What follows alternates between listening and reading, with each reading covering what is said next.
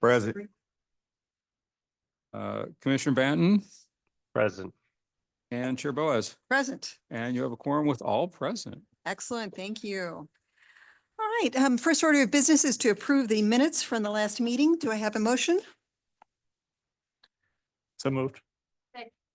Sorry, and who made the motion? Up? Commissioner Jorgensen, and it was Alderwoman Clark. The second? Yeah. All right.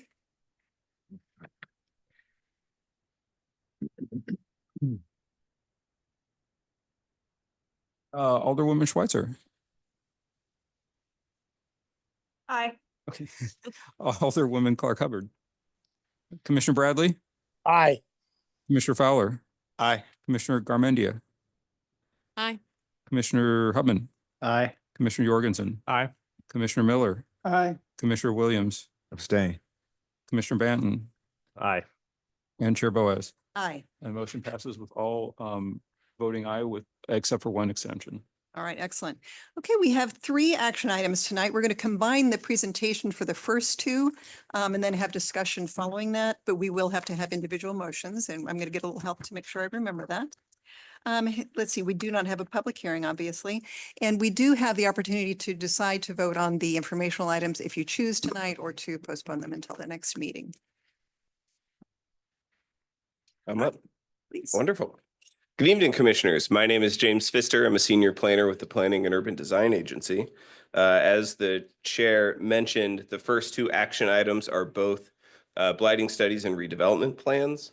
They are both proposed by the same developer and are very, narratively entwined. So we will be giving both presentations back to back, after which there will be combined question and answers for staff and for the developer who's present with us. And then we will have 2 separate votes because they are both 2 separate redevelopment areas. All right, let's rock and roll. There we go. So the first blighting study and redevelopment plan is for the St. Louis Place / Old North scattered sites area. What we're doing here today is reviewing the blighting study and redevelopment plan and then recommending its adoption to the Board of Aldermen, finding, of course, its conformity with adopted plans. So the first one I mentioned is located in the St. Louis Place neighborhood and the Old North St. Louis neighborhoods. 4 of the 16 parcels are in the St. Louis Place neighborhood. 12 of the 16 parcels are in the Old North St. Louis neighborhood. There are 15 buildings a part of the project. One of the buildings crosses parcel lines. So we might be using those 2 numbers here and there, parcels versus buildings. Let's talk about the site a little bit. This is just a rough aerial, and I'm going to do a zoom in on these little clusters of parcels just so that you have a better context of what the actual redevelopment area is. This is sort of that northern pink section in the Old North St. Louis neighborhood. These are properties on Warren Street, Hadley Street, Wright Street, and St. Louis Avenue. I will note that, and this is staff's oversight, not our colleagues at LCRA or the developer. I forgot to include one of the parcels in my presentation and in my write-up. It's at 2723 Hadley Street. So just keep in mind, I've put a little note on the rest of the maps, but that is included in the blighting study and redevelopment plan in your packet. So just tying up those loose ends there. These are the properties to the west. That major road going through there is Florissant. So the properties on the left side of the screen are in the St. Louis Place neighborhood, and on the right along North Market Street are in the Old North St. Louis neighborhood. And lastly, there are 2 sites sort of to the south side. They are in the Old North St. Louis neighborhood. There's one on North 14th Street and one on Chambers Street.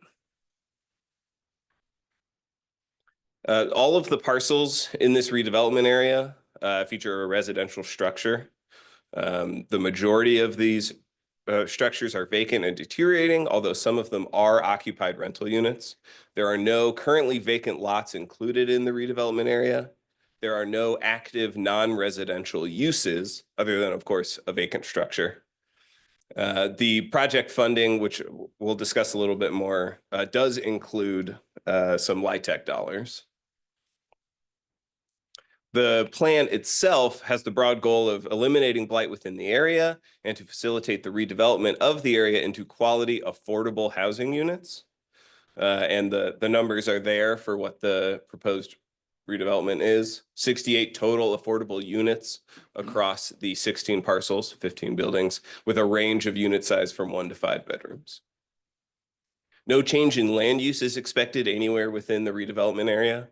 No change in zoning is being proposed within the redevelopment area. As of now, no new construction is being planned as a part of the redevelopment plan. The redevelopment plan will allow for tax abatement. It was passed by LCRA resolution on August 26th. The project will support 15 years of tax abatement, 10 years at 90% and 5 years at 50%. This redevelopment plan does not allow for the use of eminent domain, and the proposed developer already owns all of the parcels within the redevelopment area. Contained within the blighting study and redevelopment plan are some pretty good urban design guidelines that are nice. So I just wanted to highlight some of them. Although right now the project is entirely rehab, there is some new construction, or there's potential for new construction in the future. So it's good to have some new construction urban design guidelines as well.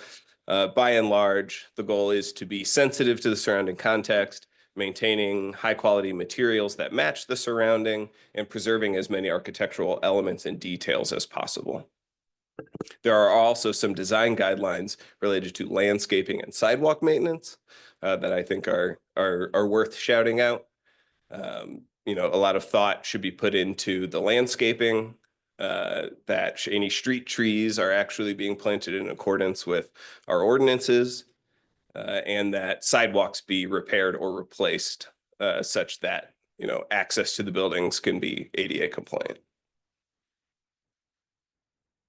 Let's talk about compliance with adopted plans. All but 2 of the parcels are located within the medium intensity neighborhood designation of the strategic land use plan.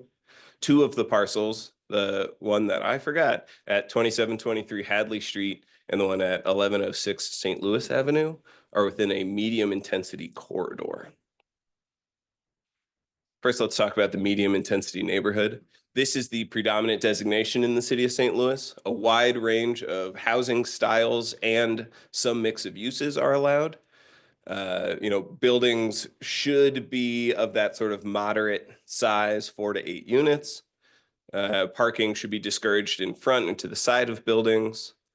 A lot of this is sort of baked into the plan itself because we're rehabbing pre-existing historic structures, but it's good to note that, you know, the plan is not proposing anything that would be in conflict with this designation.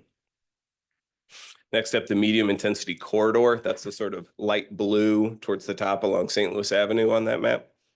A medium intensity corridor is intended to have a mix of uses, one of which is residential. Residential uses are supported, so there's no conflict in that regard. But again, a focus on pedestrian experience, accessibility, providing space for people to arrive at destinations by foot and bus and bicycle, not just by car. And this designation does make a nod towards quality landscaping. So it's nice to see that the urban design guidelines sort of align with that element of this designation.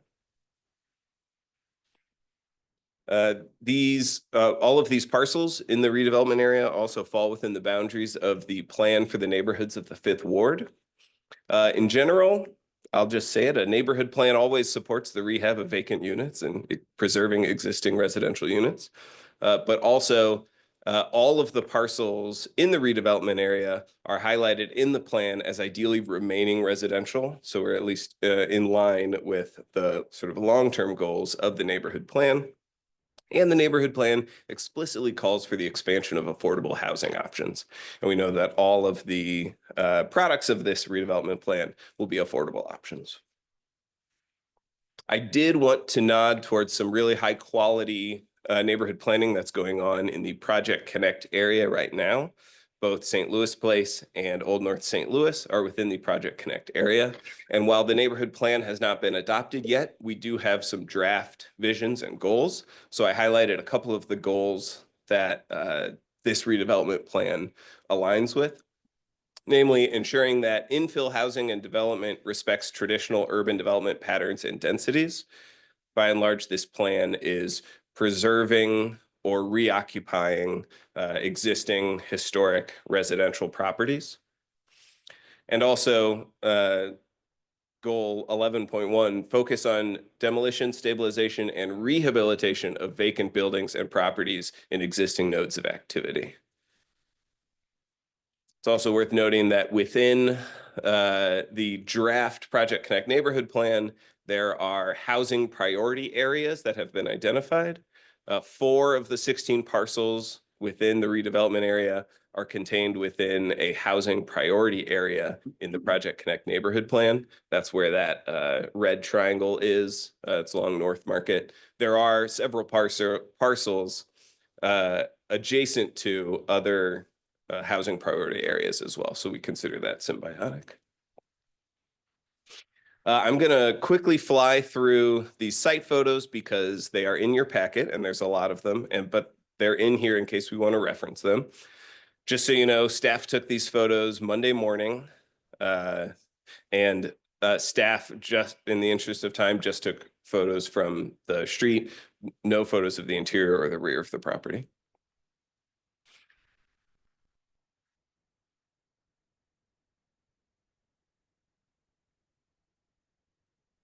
The blighting study is contained in your packet as well. That's what we're determining today.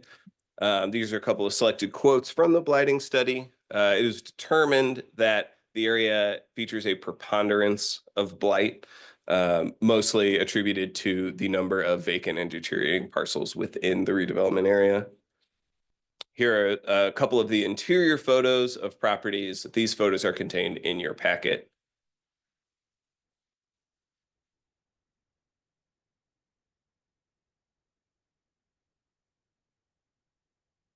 All right, it is not a petitioner presentation now. That's the end of my presentation about the St. Louis Place and Old North St. Louis scattered sites redevelopment. I'm now going to hand it over to my colleague, Dylan Sabish, who's going to present on the other redevelopment plan, after which time we will have questions and answers with the developers and our other guests. Thank you, James. Dylan Sabish, I am an urban designer for the city, so I don't normally stand in front of you guys, but today I get that lucky experience. The specific site that I looked at, or the redevelopment plan that I worked through, was for the Tiffany neighborhood, scattered sites throughout the Tiffany neighborhood. Again, very similar to the narrative for James's presentation. We're looking for blight and the approval of a redevelopment plan for the area. Again, it is located in the Tiffany neighborhood. There's 21 non-contiguous parcels. So for the most part, they don't touch or connect to each other, but overall it's about 2 acres. It is bounded roughly by Park Ave to the north, South 39th to the west, South Grand to the east, and Lafayette Ave and I-44 to the south. And then for the most part, all of the units are in C or D for multifamily zoning. A little bit more site context of the area. So the blue is the general bounds, but counterclockwise in the area, there's also SLU's South Campus, South Hospital Campus, the Compton Hill Reservoir Park, as well as the SLU College of Health and Social Justice, Gaudette School, and then, of course, the large SSM Cardinal Glennon campus, far north. The area is technically within the Tiffany Neighborhood National Register District. The city does not administer the National Register districts, but they are useful for historic tax credits. So worth noting, it is not located in a preservation review district. So there's no general oversight from the city as far as demolition in, regard to historic preservation. But again, the projects are not looking to demolish. So just worth noting, all of the parcels currently have structures on them. And while most of the parcels are vacant or deteriorated, some are occupied. Sorry, the parcels aren't vacant, the structures are vacant, to clarify. Again, 21 parcels, looking to make 60 affordable units, 1 to 3 bedroom kind of range. They currently exist in C and D zoning, and they conform to that. And we will show later that they also conform to the SLOOP designations in the area, particularly medium intensity neighborhoods, which James has already addressed briefly, and the campus designation. Again, similar tax abatement and financing financing sources. So the project supports 15 years of abatement, 10 at 90% and 5 at 50. It does not allow an eminent domain, as all of the properties are already owned by the developer. Again, all the same, design regulations. So a great addition to the overall redevelopment plan. And then the strategic land use plan, as noted, not to rehash everything that James already said, but medium density neighborhood is largely looking to focus on preserving the residential in the area, limited support of non-residential, though all the parcels in this particular redevelopment plan are residential, and then mostly preservation and sensitive infill as emphasis. The one difference here is the campus designation, which is typically allotted for large institutional concentration and kind of have a little bit more flexibility to work with them. At the moment, the parcels are residential. The intent is to keep them residential, and there's no plan or overall intent to change that from residential at the moment. So we found it to be in conformity with the strategic land use plan. Given that there's 21 different parcels, we won't go through every single unit. Here's a collage of all of them, but we will go through them kind of roughly based on the types of unit layouts. So here's 2 examples of 4+ kind of unit range. There's a number of those throughout. So the 3 main streets that they exist on would be Blaine to the north, Folsom in the middle, and then McCree at the south. So just kind of giving you a smattering of what those are like on the exterior. And then there's a number of 2-family units also included, and a few 1-family. Most of those are in McCree. And then again, not to rehash everything James has already said, but here's some reference so that you kind of get an idea of the conditions for blight. It's everything from mold to fire damage, water damage. So it's pretty extensive. Great. Thank you.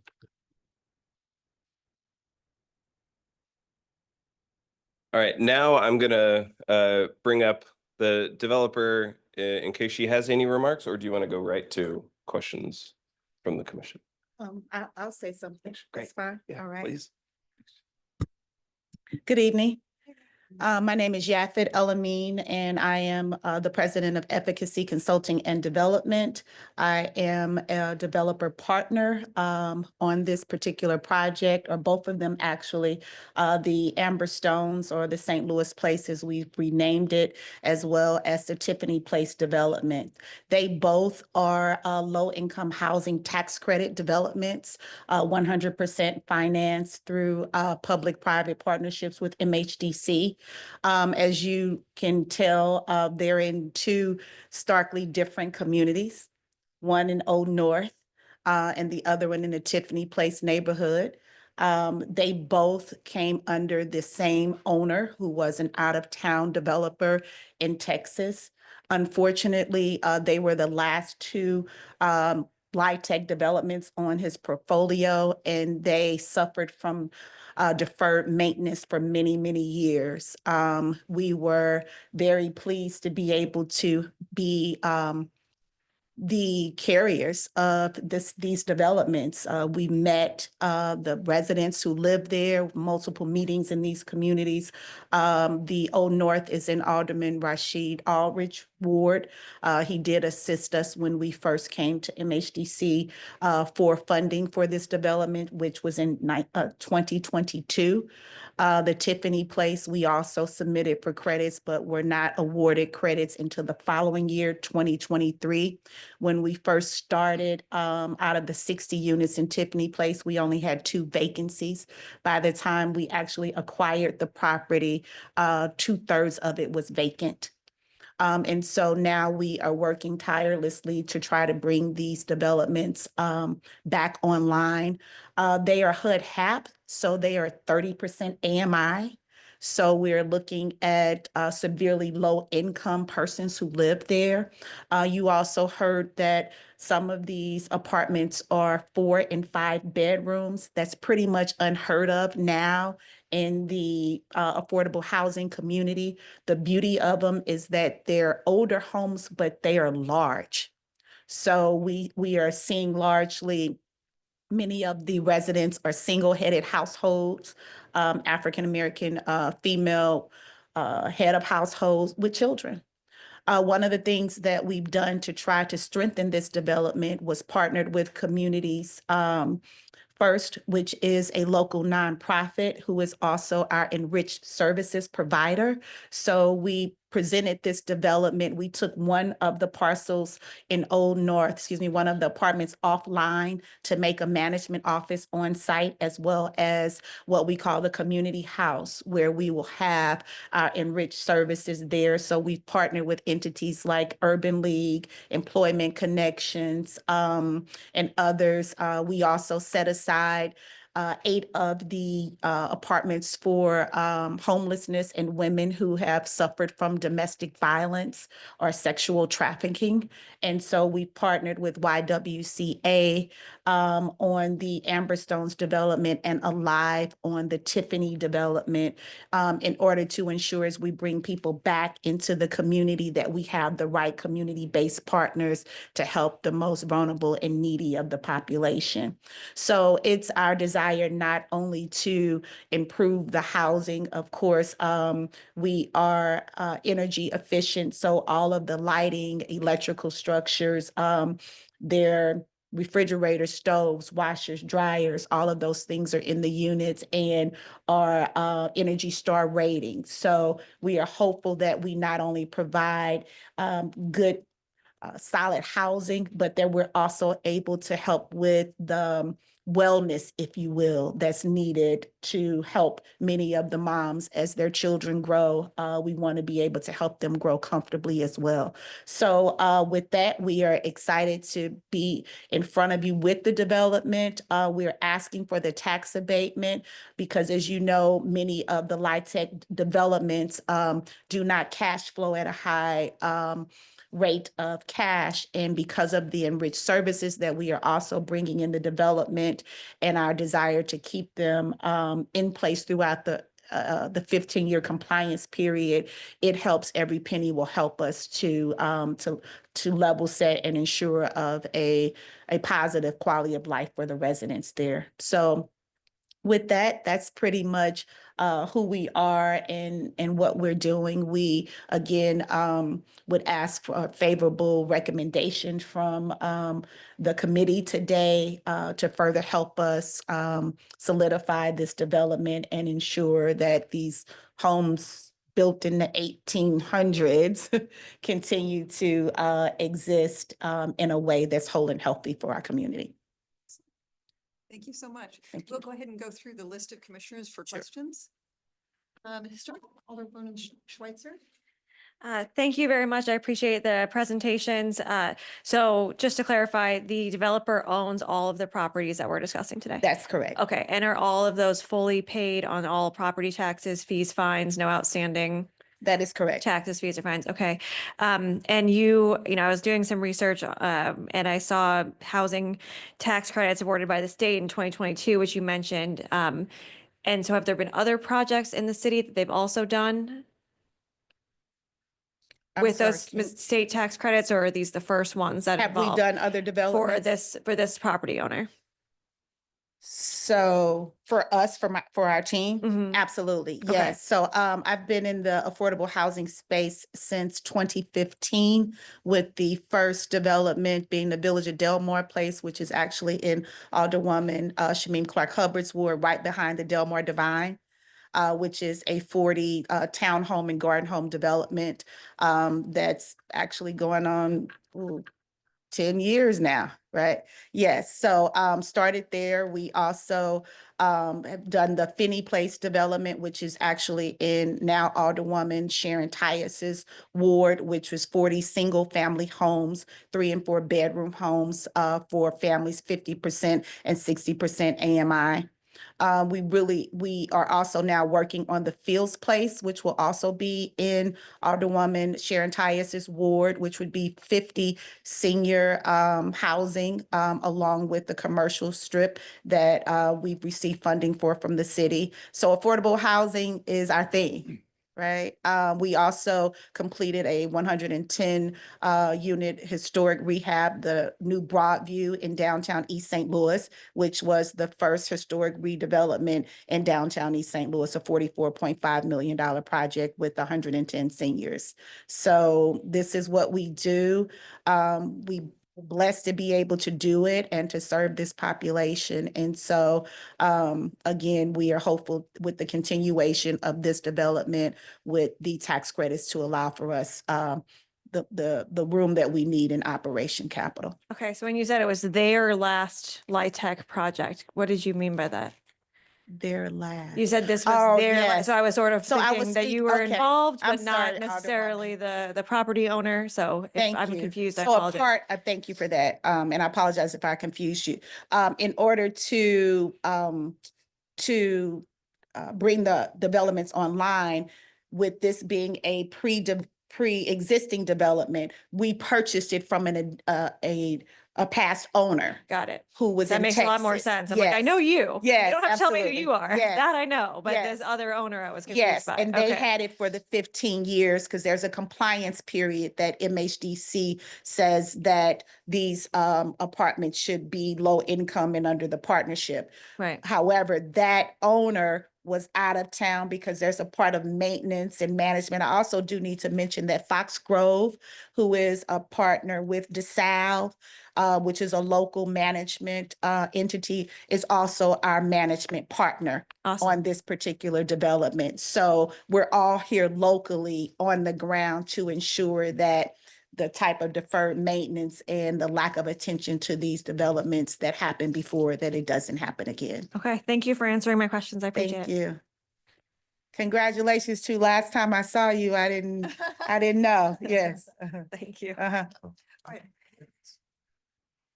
Thank you. I don't have any questions, but just since I have an opportunity, I would like to personally testify to the value that her intentional efforts in having her people locally on the ground, engaged with the communities, the management and properties and developments like this are what can be the biggest downfall in them. So again, having served for her, for one of her developments and seeing now, first of all, the fight to get it there and then seeing it and being able to stand on it the way that her development has and the way that her collaborative partners and her have has really made the difference. So I want to publicly thank you for that, because some people stand up before us in the beginning trying to get it done and then they walk away Yeah. or they don't follow through, and you absolutely have and your team absolutely has. So I want to publicly thank you for that, and I look forward to supporting you on these projects and these developments as well. Thank you. All right, Commissioner Fowler. Sorry, Commissioner Bradley. Okay, so I don't have any questions, but I want to say, echo some of Alderwoman Clark Hubbard's comments. Ms. Alameen, we've seen you for many, many years, and you have done outstanding work in the community. You have provided affordable housing. Your presentation was crisp. All I can say is thank you for all the great work you've done and that you will do. And please continue to do this because it is so important to the city of St. Louis. So thank you. Thank you. Thank you, Rich. Appreciate it. Commissioner Fowler. I have a couple questions, but first, I appreciate your presentation. It was really nice. It answered a lot of my questions off the bat, so I appreciate that. Also, I like the testimonies before me because that gave me a little bit, kind of eased some of my kind of questions about everything as far as maintenance, who's going to take care of the building or the properties afterwards, and especially for the next 15 years. Yeah. Hearing that Fox Groves and DeSalvo is involved is great. A little ignorant on some of this stuff. I'm kind of newer, so I'm happy that you kind of answered those things. One question, I'm assuming you have someone lined up to do the construction or the improvements to bring the houses back to a Absolutely. livable state. Yes, Okay. we have the same contractor for both, Double Diamond, who is an experienced and registered low-income housing tax credit developer with Missouri Housing Development Commission. They are our general contractors. Great. I was also happy to, not happy, but I was relieved to hear that you guys haven't had this property for 15 years or 20 years and that you're new, you got it in 2022 and the Yeah. others group in 2023. Yeah. So thank you for answering that. We'll Obviously, have it for another 15 years at least. There you go. but Yes. coming in, I was like, oh man, did these guys sit on this property and wait for, that's what everybody thinks or is out there. So I'm happy you answered that. No. As far as planning for like landscaping and streetscaping, I looked at a lot of the properties, especially the ones in Old North. I know a lot of them, they're zero setback. There's not really much room for you to do any improvements, but if you can do anything to kind of make it, I guess, a little bit more beautiful than it is, I would Absolutely. appreciate that just as, a citizen. 'Cause I know there is some things that are there, there's some bushes in front of some and stuff like that, but the sidewalks, keeping those clear and replacing that, I'm happy that was mentioned in the presentation. Absolutely. 1 second, sorry, skipping ahead. And all of that is a part of our overall capital stack with, and my mind is going to a lot of the trees. Somehow whoever used to build for the city put trees right in the fence line. So we have a lot of the older trees that are in the fence lines that as you're trying to now bring new fencing, there was a conversation, or at least in the presentation, about parking. Most of the parking is on the rear. So being able to come to repave those lots, we're hopeful that we're able to have some additional funds in our contingency. We'd love to be able to fence in the back where they park. One mother who I met, her boyfriend was killed coming into the home because the people who were after him could just walk right up to him. And we know Old North still has its challenges, which was one of the reasons why this development was so important, because it was already there. And it was one of the problems in Old North. Now we're coming to be a part of the solution with affordability and families in Old North. There shouldn't be the thought that affordable means that, those people over here instead of our community together. I think that's all my questions. I just, I hope you guys keep doing what you're doing and maybe in the future kind of expand next to those properties, especially in Old North. There's vacant properties. Yeah, I can can take get those- Paul to get rid of, Hey. get off of them all. Okay. But if you can take those, and yeah, but that's all I have. Yes. For you. Appreciate it. Thank you. So I just wanted to ask them, so the LIHTC, the previous owner had the LIHTC for the 15-year period. Were they eligible to petition to be removed from the LIHTC program, the affordability restrictions, or? So it's a 30-year LURA. So it was a 30-year Mhm. one, okay. And so when you purchased it, We re-upped the 30-year You LURA. re-upped it? Mhm. Okay, Yep. so it's. But it was open for re-syndication, Right. which is how we were able to come in to re-syndicate it Okay. again. And that's how we were able to bring the sources now to do the redevelopment. Because the 15 years prior, the redevelopment was maybe half done then. Yeah. Yes. So I'm very happy to hear that you're re-upping and re-syndicating, because that's how we're gonna be losing a lot of these previously, the LIHTC projects from before, Absolutely. because of that expiration. People at the 15-year Yep. period can petition to be removed from the program, Correct. so, and we don't build 5-bedroom affordable units Mm-mm. anymore, so. Mm-mm. Really, I think the portfolio you have assembled, or that you were able to get from this person, Mm. is beautiful. It is. I was struck by, I know it's scattered site, especially the Old North, St. Louis Place, but how they were all the same, like brick. Mhm. So they look matching. Yeah. So, I think, it's very beautiful portfolio. And so I wish you all the best of luck with the project, and of course that it expands. But yes, thank you for answering my questions about the LIHTC. And and I think this is an example of, where sometimes we get blighting studies and redevelopment for areas that don't feel blighted, but meet the state definition.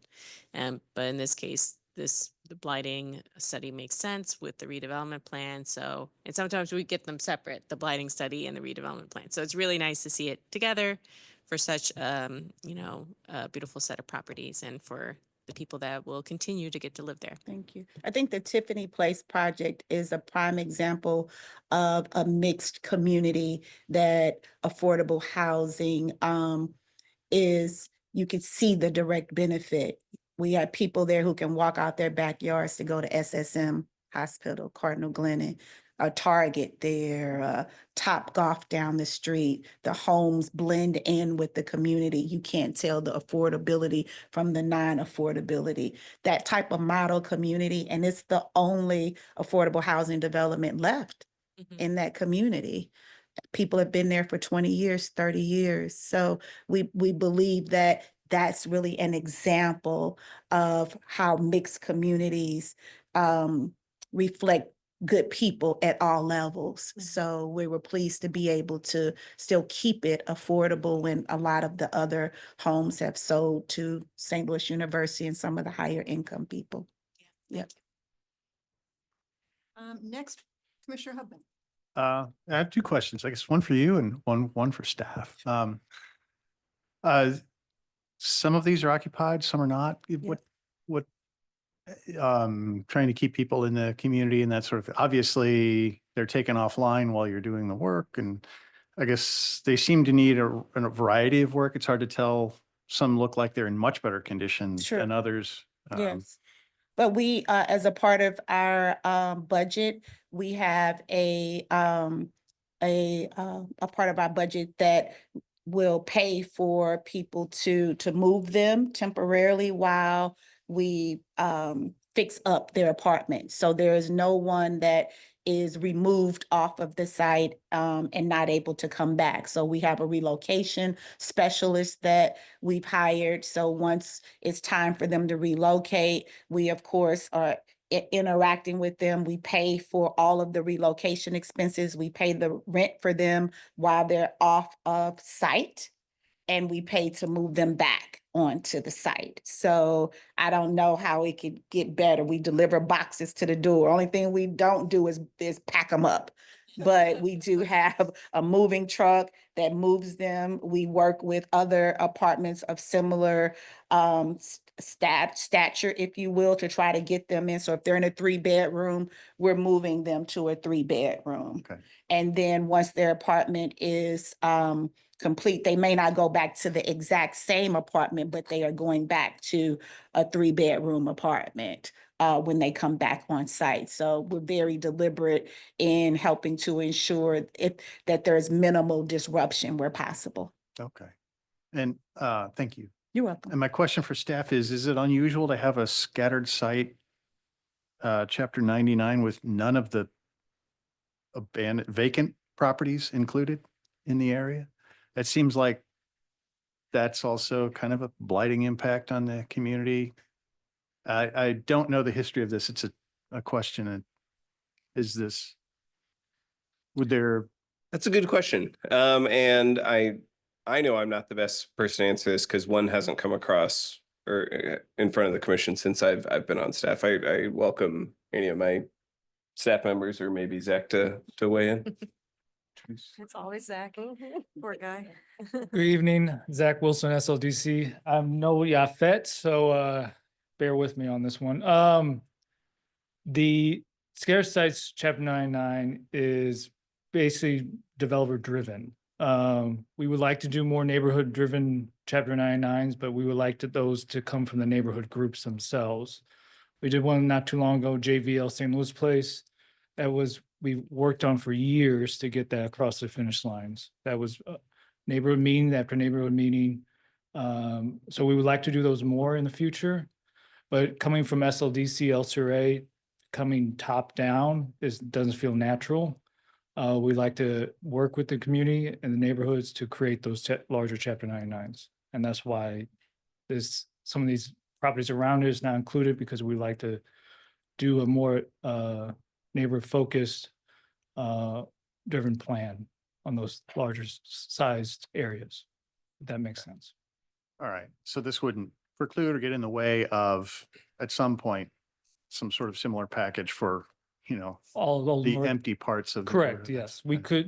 We've layered chapter 99s above on other top of other chapter 99s before. Okay. Yeah. Thanks. You're welcome. And Mr. Commissioner, I'll make a comment on that. We'll have further discussion with staff on it. Partly because this is in the Project Connect neighborhood. They're working very diligently on their neighborhood plan. And trying to make sure that we do some development in the vacant land. Indeed, involve some incentives. I would also say that we did try to redevelop a vacant parcel and an unoccupied parcel. We do have a house on 1220 Chambers, and 1222 was a NS house. And next to it was a vacant home. We submitted an application to CDA to redevelop that house because we have a house that we're now putting monies into, several $100,000. And the next one next door is an NS house that's vacant, abandoned, and boarded up. So we were trying to look at how we also have more of a catalytic impact on that entire community in that block. However, we were not successful in the award there, as we were trying to take the two other vacant parcels on that block to try to rehab those as well. What neighborhood was that? That's Old North. We'd be willing to go at it again. Some circumstances like that. Yeah. Hopefully the neighborhood transformation manager could help you navigate through Yeah. that. We did get support from the Old North St. Louis Restoration Group. We have a support letter from the organization. This was city-owned parcels, and in essence, our desire to try to bring it online along with the other one to help make it more safe for the family who would move there. And then when the commissioners are done, I have one question. and one comment. Okay. All right. Right. Commissioner Jorgensen? Thank you. I was not familiar with you or your work before this, but I'm so glad that I am now. I think this is one of the best things I've seen in the time I've been here. Thank you. I'm particularly excited about what you said about the 4 or 5 bedroom units. I think it's so important that families like that have a place to live in the city, especially where it's affordable. So that's great. Do you have a timeline on when these will be back online? Yes, the Amber Stones would be back online final first quarter of 2026. And Tiffany would be last quarter of 2026. Wow, okay, that sounds really fast. Yes. Okay, great. And then the tenants that you're relocating and the way that you described that sounds amazing. Are they going to be relocated in St. Louis or? Absolutely. Okay, With the Tiffany place, it's our desire to try to relocate them on site. So instead of having to take them off site, the Amber Stones had a lot more deterioration. And so it presented a large problem in trying to move Amber Stones people and not take them off. But the Tiffany, the thought is that as we do the rehab and bring them online, they would just go to the next block over, because those 3 blocks are right next to each other. So that's the hope there on that one. But absolutely, not only in St. Louis, but we have to think about where their children go to school, trying to get them in close places in proximity to where they're used to. That's why we have a relocation consultant specialist who does that as a part of our team. that's Kirk fantastic. Schulte. Thank you. And then for staff, I think if there's ever a project that deserved a tax abatement, it's probably this one. But I know we're also as a city trying to sort of rein in what we do that with. Can someone elaborate on how exactly that works here? Is that something that's just set in stone, that's the tax abatement for this, if this is how we move forward, or is there any leeway in that? You mean the 10-year and the 10 year 5-year? and a 5 year? So you for us getting full 10-year, full 15-year? I'll turn that over to Zach. Oh, sorry. For light tech projects, we have a standard policy of 15 years of tax abatement to kind of mirrors the compliance period from the state. So As long as we know those rental units are being affordable, we will allow for tax abatement for that length of time. And we no longer give out 100% tax abatements. That's why it's 10 at 90 followed by 5 at 50. So it's a policy we adopted a few years ago. Right, thank you. That's all. All right, Commissioner Miller. Yes, well, congratulations, Yafet, on a great project and a lot of success over the last few years and a lot of work still to be done. Can you talk a little bit about the financing structure? What's stacked on top of what you mentioned, the HUD HAP? Is HUD playing any role in this? They're helping with the rents. Okay, Mhm. okay, they're helping with the rents, but Mhm. now there's nothing in the construction line. No. So talk about the redevelopment cost, private financiers, what banks are involved or mortgage companies are involved, Yeah. and, Okay. and city involvement, if any. So right now, we currently have no city funds that are part of the development here. The tax abatement would be the public Right. assistance here for the development. We did receive low-income housing tax credits for both developments. Enterprise Financial is our federal tax credit equity investor. Advantage Capital, who is very well known in this local area. They are our state tax credit investor. Our construction loan is with the Bank of Kansas City. And so our dollars are coming there. We were able to leverage some additional points there because of the way that they are financing this particular development. Andrew, am I forgetting anything else? I have Andrew Bolin, who is one of our consultants on the line. Yeah, Is no, that- yeah, okay. you covered it very well. We have a permanent loan with Central Bank of Kansas City as well on both projects. Okay. So we will have to service that debt. And of course, you know, Sterling, as we syndicated the credits, those dollars from the credits have gone toward our construction cost of the development. So we were very fortunate that we were able to go back to MHDC for some additional credits because I think I mentioned when we got initial credits, it was a couple of years ago. Construction costs, as you all know, went up, but because of the severity of this development and MHDC's commitment, we were able to go back to get additional credits from the department. And that's how we've been able to satisfy the debt on the development and not having to come back to the city for any additional sources. What about the overall budget on each project, the investment total? So you have about 18.7 million on the Amber Stones, which is the 68 units that we've converted. And Andrew, what was our total cost for Tiffany after we went back for the credits? The total development cost for both deals is right around the 16, 17 million mark. Yeah. So Tiffany was a little less than that, 16 and some change, as we were doing 60 apartments there. And those apartments are smaller. The largest one there is a 3-bedroom. And of course, as I mentioned, the Amber Stones has a 4 and 5 bedroom, 3-story, some of them, apartments. Okay. Thank you. A lot of support from this development from throughout the state of Missouri. So we're very fortunate to be here and having it. Thank you for doing this. I only have one question, and with your existing portfolio of properties, does Foxgrove also manage those?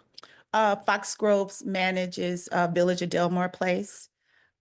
Finney Place is managed by my partner, Matt Folsom, who's African-American developer out of Kansas City. They also do housing management as well. Foxgrove did not go over to East St. Louis, so that's the only reason why we didn't have them there. McCormick Barron is our property manager over in East St. Louis. Foxgrove will be the property manager for the Fields Place once we bring that development online. That's my only question. Thank you. You're welcome. Commissioner Banton. Commissioner Banton. Sorry, had to unmute myself there. Thanks for the presentation. Only a couple of questions from me. One, just to confirm, none of these, are any of these jobs demolishing any part of the building or making any additions to part of these buildings? No, there was some interior, select interior demo depending on what was happening inside. As you saw, some of the pictures suffered from mold, water because of roof leakage. So we had to do some removal of select walls inside some of the units. But no buildings are coming down, no exterior demolition on any structure. Great. And then my second question is, are you doing any energy retrofits as part of any of these projects, like adding insulation, replacing mechanical systems, windows, anything like that? Check, check, check on all of those. Yes. So That's great. Insulation, new HVAC units, as I mentioned earlier, all new appliances, electrical, new roofs, all new windows. Malik, am I forgetting anything? Exterior railing. Exterior railings, of course, sidewalks, asphalt, fencing. But inside the unit, yes, all new HVAC systems. We've also improved the plumbing. We went from, if we had any copper, we went to PCV pipes in the plumbing on all of the units. That's great. I asked because, while I love these old historic buildings, they can be energy hogs, and especially when you're talking about folks with a limited income, to put them in a apartment or home that then costs them, $400 a month in utility costs can be Absolutely. challenging. So Did I glad to mention hear. they get a utility check too every month? Oh, no, that's They great. do. That's They get excellent. assistance for their utilities every month. Well, that's even better. So I know, right? really, where can I get one of those? I know, that's know, right? that's the old HUD. They don't do them like that anymore. Absolutely. Yeah. Okay. I needed to add, we did an open where we were trying to get potential applicants, and in one day we had over 160 people come to try to fill out at least a short application saying that they would be interested in living there. We don't have enough affordable housing for the need. Yes. Well, I think it's wonderful. I love seeing these buildings come back online and give a new life. So, definitely props to you and your team for putting together this and carrying this challenging project forward. So it's great to see, and Thank you. congratulations. Thank you. Commissioner Fowler asked if he could come back with a question. Sorry, I forgot one thing, and this is just point of clarification. And Zach, it's just because I saw you. Just something really quick. In your resolution, you say 1.5 million homes. Oh, yeah, that's a So, typo. Sorry, Yes, thank you. can't let you go. We Sorry. fixed that out there. So, thank I was you. like, what? For 18 million Next year. bucks. That's pretty good. Cool. Trying to break it up. Okay, good. That's all. Okay. All right. I think, Don, you had a question? Back to the podium. All right. Mike, I think we first met, I think we first met in 2015. Yeah. So I have one question for you and then one comment. What were you doing prior to 2015? Darn. On the record. Prior to 2015, you know that I was a state representative. I sure did. Yes. And a wonderful one at that, serving Thank you, people. Don. And then my comment is, between 2015 Yeah. and to this point, we had COVID interrupted Yeah. developers.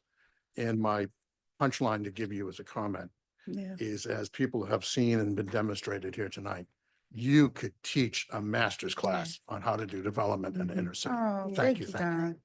Thank you. It's been rough. Appreciate it though. Thanks for all the support.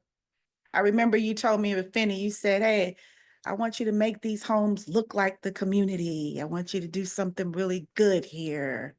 I hope you're happy at what we did there. She did okay. Thank you. Okay.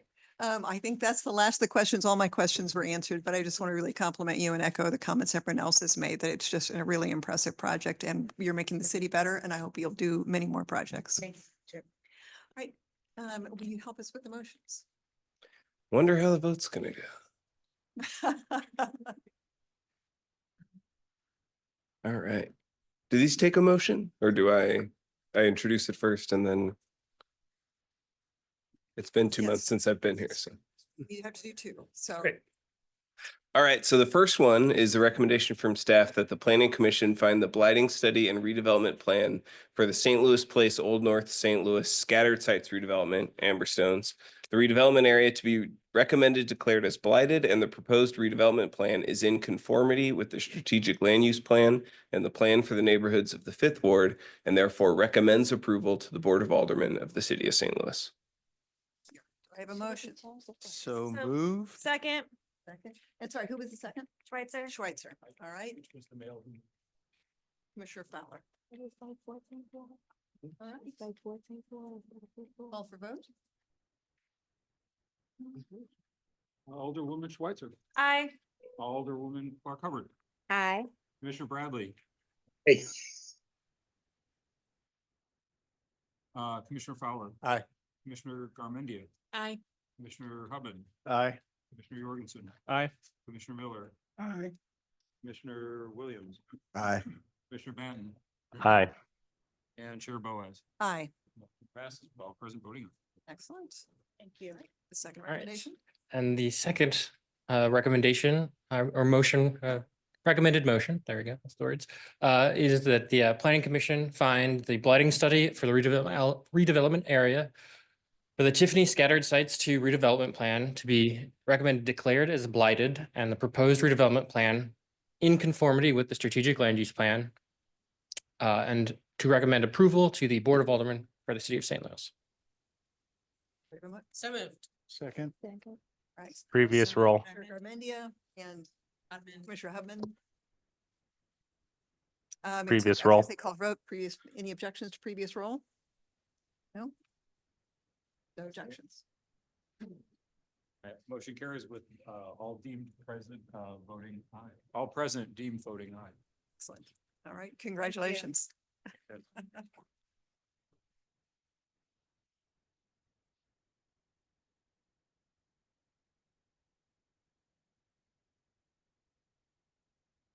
Next, we have a presentation from Miriam and David on the consolidated and expanded rules and procedures. Yes. I want to, I think, start by saying that we know this was a big, complicated attachment and we have not given you much time to review it. So just to clarify kind of expectations around timing here, in order to comply with the ordinance, nothing has to be acted on tonight.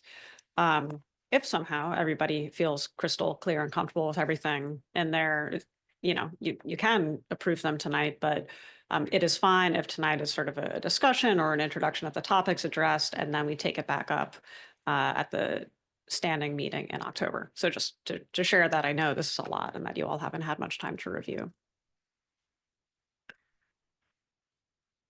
Slide. So this is an administrative item, and the purpose is to establish and consolidate sort of a comprehensive set of rules and procedures, kind of somewhat sparked by the opportunity of ordinance 71994, kind of that calls on all boards and commissions of the city of St. Louis to do so.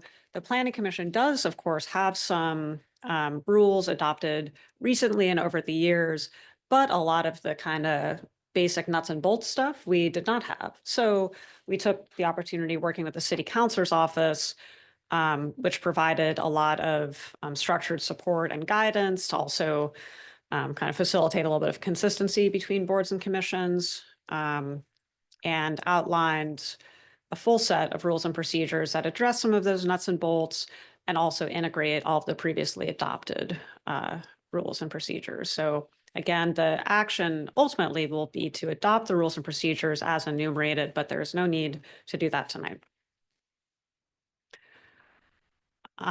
So here tonight, we're just going to provide a quick overview of the sections of the rules and procedures. Talk about kind of what's in them, what is kind of tailored to the Planning Commission, what is just part of the broad structure established for all boards and commissions, and then can have a little bit of discussion if people have questions or points of feedback at this time. So the first article, there are, let's see, 8. The first article is just the purpose of the board, of the Planning Commission. And it references relevant local ordinances and state statutes. Of course, the commission is created by ordinance consistent with state statute, and sort of allows for consistency with those things as they're updated. It doesn't restate them because those things can and do change. So we wouldn't have to every time change these rules and procedures. Second article is just members and the membership structure. A lot of that is established by ordinance. So again, sort of referring to that section, it does establish a kind of standard procedure for removal of members who, for example, kind of fail to attend many meetings over the course of a year, things like that. Third article is officers. So here it incorporates some previously adopted rules, and previously here in this case is like, years back before I was around, but some of the rules and practices that we still kind of operate by, like the secretary role being delegated to Dawn, which is then delegated to Ms. Carter. So things like that are actually part of some previously adopted rules, and we're baking them in here. Other rules are just standard in that section. Article 4, meeting requirements. So most things here standard and consistent with state sunshine law, which is really important. There are a couple of cases where we tailored those things to just incorporate standing practices. No big things there though. 5, the procedure of meetings. Again, this is just standard rules. I think a lot of this is habitualized, but this does kind of lay things out, the order of operations for each item. This doesn't get into how should we do a zoning item? How should we do a redevelopment plan item? Seemed like overkill. And also some of those procedures are set by state law as well, and local law, like the requirement of a public hearing, the notification requirements associated with that, the clocks for review of some of those things. Those are all set by ordinance and we follow them. Section 6, code of conduct. This is like having a thermostat in a room that I don't actually control, but it gives me a sense of, I love the sense of agency. Code of conduct, so it's just standard conflict of interest provisions, which I hope will be kind of helpful for all members, sort of knowing when to disclose, how we're going to handle kind of questions as they arise. I think that may offer some helpful structure. Article 7, operational matters and delegation of power. So a lot of this is the stuff that was previously adopted. This gets all of that in one place for ease of reference. For example, right-of-way vacations, so street vacations, alley vacations, which are kind of the vacation of public property into private property. Though that's an example of a delegated power where we are, as they come before us, kind of internally reviewing, and the authority to kind of approve them from this step in the process is delegated to the executive director. Just one example. And then in Article 8 are just some other miscellaneous items, other things that apply, but clarifying that sort of state law and other applicable law like sunshine rules prevail and sort of complement all of these things, and then some provisions for amending rules as a desire for changes arises. Anything I should add, David? Huge shout out to David and his colleagues. So, Yeah, yeah, of course. yeah, so I'll provide further context. So the core of these rules was prepared by a group of about 6 or 7 attorneys in the city councilor's office who represent all the city's boards and commissions. So this is fundamentally coming from a boilerplate that was provided to the 46 or so entities that are covered by the ordinance. So you'll see, again, obviously standard stuff that that would be generally applicable, and then customized by board. I will draw attention to one sort of procedural thing. Miriam and I tried to conform this to what our normal practice is, but I will note that our custom, the way that items are presented, and this board follows a custom of all of the agencies on this floor, second floor, 1520 Market, which is a little different than the way many other city agencies and departments run, or I should say boards and commissions run. It's often the case where a motion is asked for on the front end and then is on the table, so, or on the floor, or on the whatever it is that we're discussing here. And then presentations happen. Our custom, and it is the custom of, I believe, every board and commission that is managed out of this room, to not do it that way. The wording in this right now is a little bit open, but it does actually suggest the chair would call for a motion, and then members can ask during the presentation if they have questions, which is what we do, but the motion would be up front. I'm happy to tweak that to match what we do here. That is one thing that we didn't actually change. We, I think, hit all the rest of the boilerplate and adjusted it. But that said, that is apparently the way most of the rest of the city does it, was I learned from my colleagues. So I will throw that as a point of discussion if you want to talk about how you want to throw things out there when you start each item. Don't we tend to like change, like if we're getting a feel from our questions, or we might change. So yeah, we might not want to we want to keep the motion at the end, right? Is it a problem to do it that way? No, I think what is often the case in some situations is that the motion is up front because you know where you're going up front. And the way that the boards and the commissions on this floor generally operate is they don't necessarily know where they're going and they want the presentation, and then they'll make a motion with an actual, I recommend yes or no. So that's why I'm throwing out there that maybe we do make that edit and formalize it more than this version has. My opinion would be to keep it the way we operate typically, simply because I've done it the other way, and it can lead to confusion and like, wait, points of order questions and all this sort of stuff if suggested changes come up through the course of the conversation, the presentation. I think it's cleaner this way. Then you have one motion and then. Anybody else want to weigh in on that differently? No? I would agree, keeping it the way that we have it currently. Okay. That is exactly the feedback I wanted, and I may share with some of my colleagues in the other direction. Thank you. Oh, we've got it in a minute. Well, she'll share one about that, or should we just go through? Okay.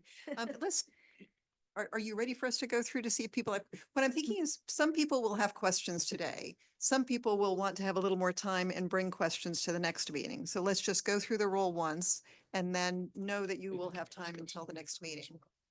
And yeah, David clarified, you can ask us in the interim, so like email exchanges with questions to the full membership. It can be to the full membership, or you can contact me directly. I think it would be nice to have it to the full membership, so everyone. Yeah, I mean, that's knows fine. What It's, the discussion is. it's however you want to get this accomplished, because again, of the complexity of the document, I think it would be more efficient to just do that as that type of dialogue. Okay, all right. All right, let me start at the top of the list. Alderwoman Schweitzer, any questions on what you've seen so far? Not on what I've seen so far. Thank you. Okay, Alderwoman Clark Hubbard. Same here. I'd like a little more time. I don't have any questions right now. Commissioner Bradley. No questions, just went through this with BPS, so very familiar with it. I think so far so good. Okay, Commissioner Fowler. I'll talk to David, Article 6.3. I'll give you a clarification, right? And we'll talk about it. We should also, or I should also take the opportunity to mention that you'll be seeing 2 of these next month. Yeah. So due to a quirk of or maybe quirk isn't the right word, but due to the structure that we operate under, the Preservation Board's rules also have to come to the Planning Commission for your approval. So I've been corresponding with the Preservation Board's attorney as recently as 5 minutes ago, trying to make sure that things match more or less. And so you will be seeing some of those. So to Mr. Fowler's point, we will probably be working on that particular edit to match both boards. Great. All right, Commissioner Garmendia. Thank you. And I just wanted to note all this work the city councilor's office has been doing. You can actually thank each other for this because it was because of the experience of being on the planning commission and not having a way not knowing how to add things to the agenda and some of these procedural things. The work that we did on the rules subcommittee last year is what inspired us at the Board of Aldermen to pass the legislation to ask for rules for all boards and commissions, because we realized, well, some have them, some don't. There's never been a standardization process. And of course, if we want more public participation in boards and commissions, they should be more, they should be more accessible and having, how do they work online? So it is from this being on this commission that inspired all this. So I'm very grateful that the city councilor's office has taken on so much of this work to standardize and help commissions with developing their rules. Because if you hadn't thought about it, it's actually can be overwhelming to think about establishing rules for how you function. So I did want to note that and thank you all for the work. I sent an email out to the whole commission about just some concerns about one of the very last rule about the provisions for amending rules, which had the city councilor kind of be a gating, having their recommendation be a gating requirement. And I want it to be just they be consulted but not required, just so, because rules are for us, for how we operate. They're not, of course, we don't want to be trying to change a rule that's state statute or something like that. But having more of a dynamic, more internal procedure, right, where we have the freedom to make motions to add rules to as we discover we need them. Right. And I'll just add that, I mean, of course, we wholeheartedly agree. I know the city councilor's office does not want to be obstructionist. I think it's not as though we're not on the same page. I think it's semantics, and I think we can clarify that it's really, I think that, and again, I did not write that. It was a team effort. But I think the intent there was to make sure that the city councilor's office has an opportunity to say, hey, this is what we think, instead of something sailing through all in one meeting with the city councilor's rep being blindsided and not having time to think about it. So.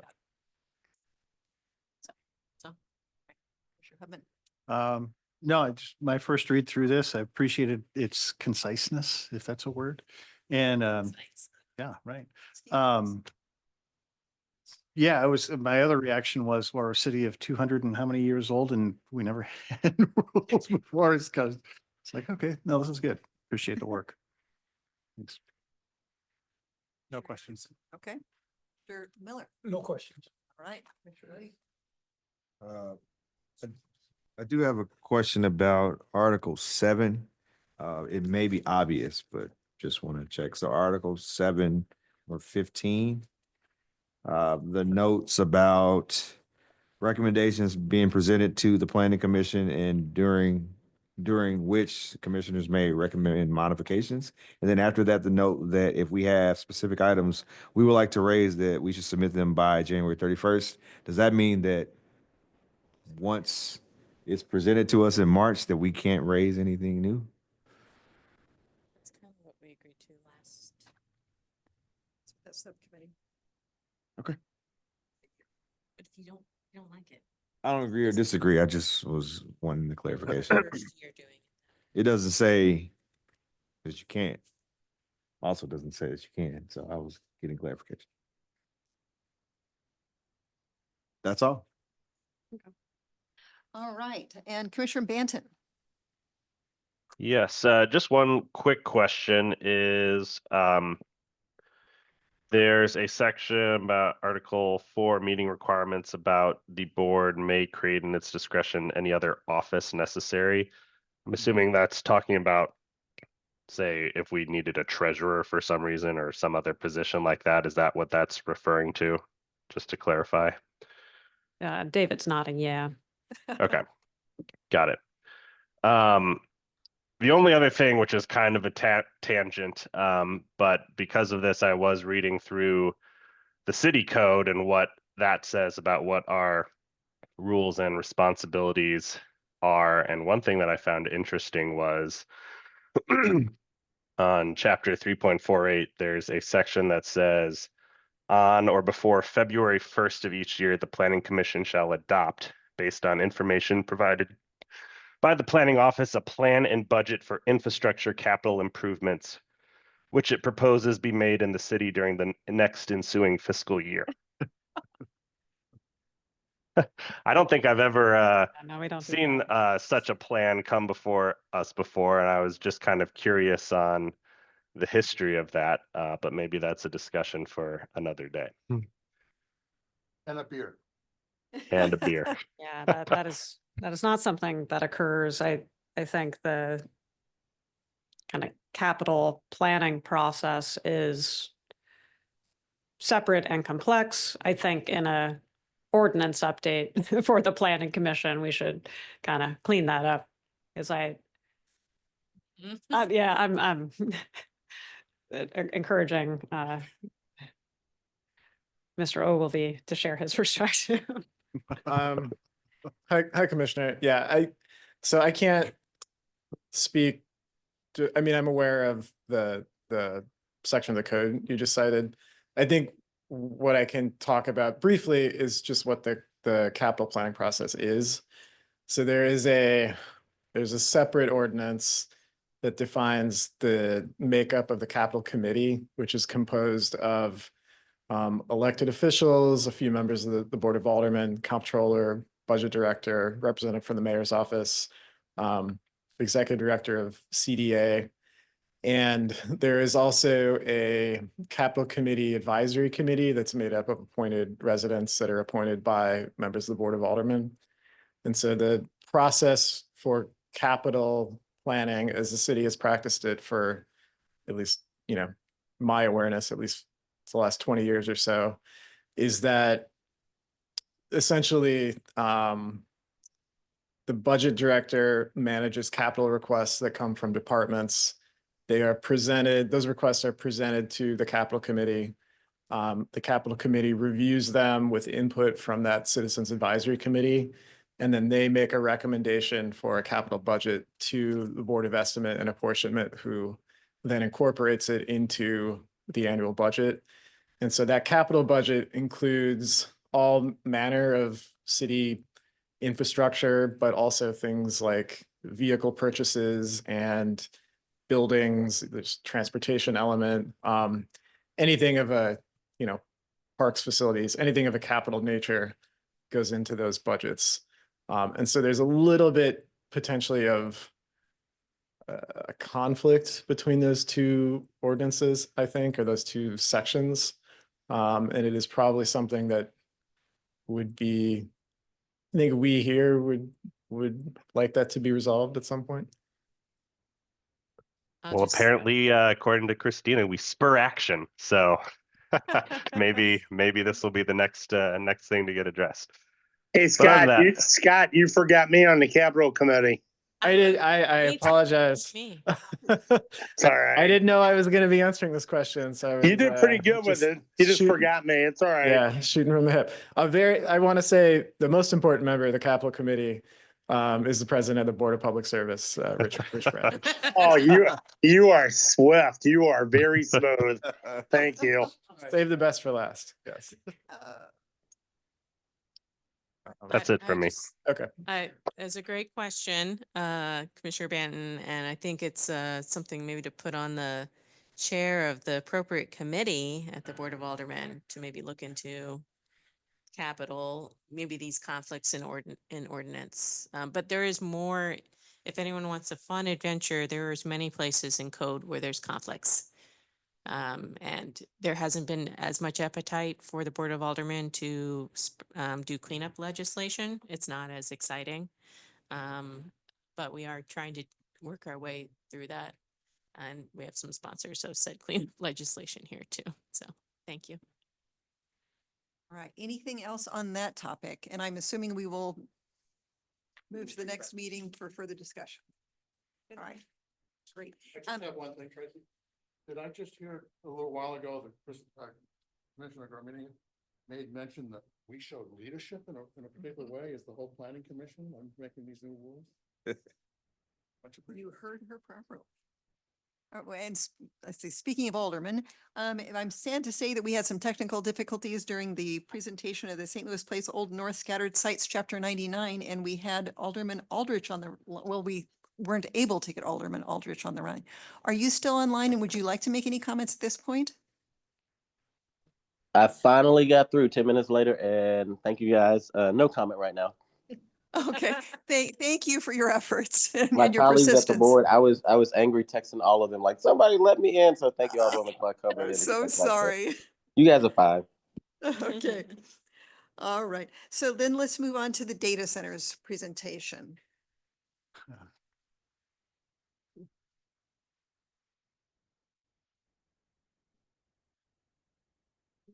Great. So, and I'll note here, so this is an informational update. Data centers was one of, data center and zoning regulation for data centers was one of the 4 priorities set by the Planning Commission for this year. And I think, you know, that was one suggestion actually brought by staff, and I'll give a shout out to the zoning office because I think they saw some of these applications coming through and realizing, hey, we don't really have regulations for this. And I think even since that time in March and April, when the Planning Commission set its priorities, I think the whole country really has come to understand how rapidly evolving a landscape this is. And so we do not have detailed regulation recommendations today. We had focused on kind of the top 2 priorities, minimum lot size and accessory dwelling units. And those are enacted or, you know, well on their way. Great hearing at HUD's yesterday about ADUs. So this is really a sort of informational update to have some discussion and talk about some paths forward, because I think increasingly it's sort of becoming a hot topic and something that is very complex, very rapidly evolving and changing. And I think there's a need for the city to have quickly some better ways of managing this use. So I'm going to share some broad findings.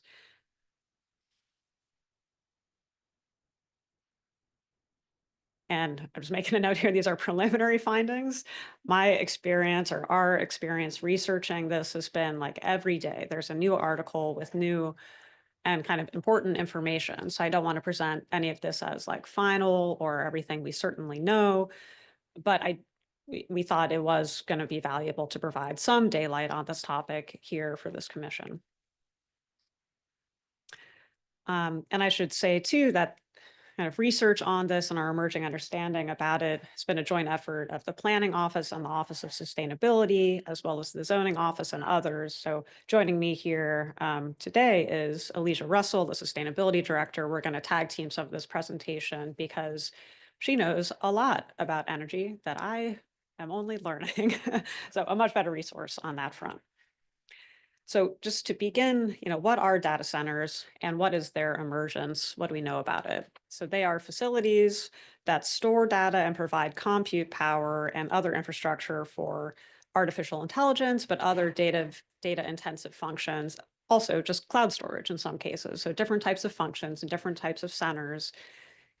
But I think the global AI boom is really fueling a lot of rapid data center development, a very rapid growth of a data center industry, and a lot of planned investment in this use and associated infrastructure. A recent McKinsey report estimated a $7 trillion investment in this industry by 2030, which is just 5 years away. Yikes.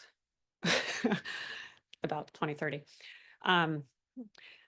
So data centers, we actually have many in St. Louis. All of the ones to our knowledge, are kind of reusing existing structures. They're mostly downtown. There's one on Shoto, kind of just at the intersection of like Mississippi and Shoto Avenue.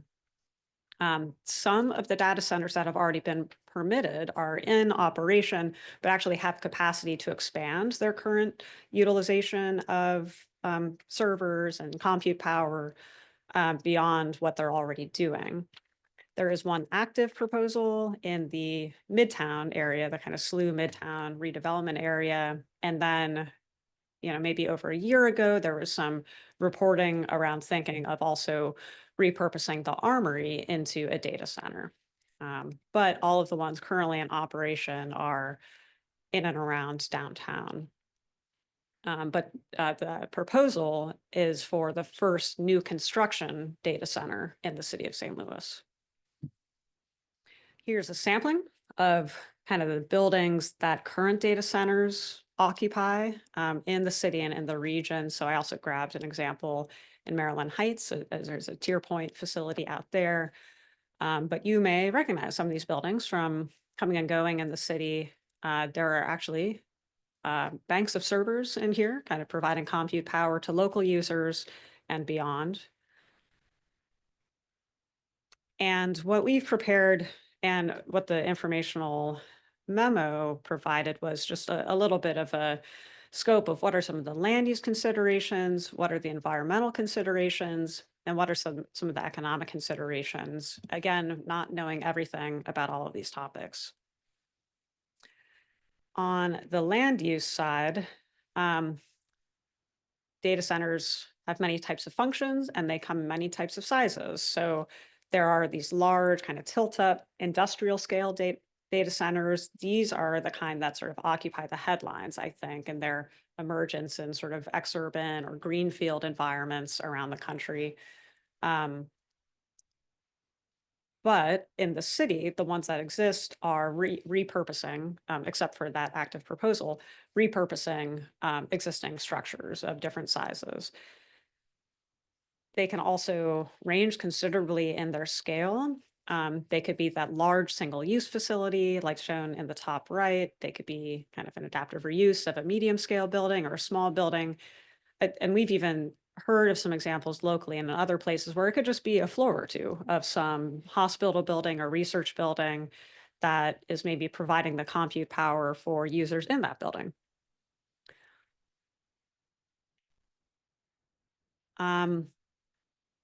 Some of the impacts that we're beginning to understand is that these very large data centers and those with more intensive functions require a lot of equipment to manage the cooling requirements of data centers, because servers and associated functions generate a lot of heat and they need to be kept cool in order to function effectively.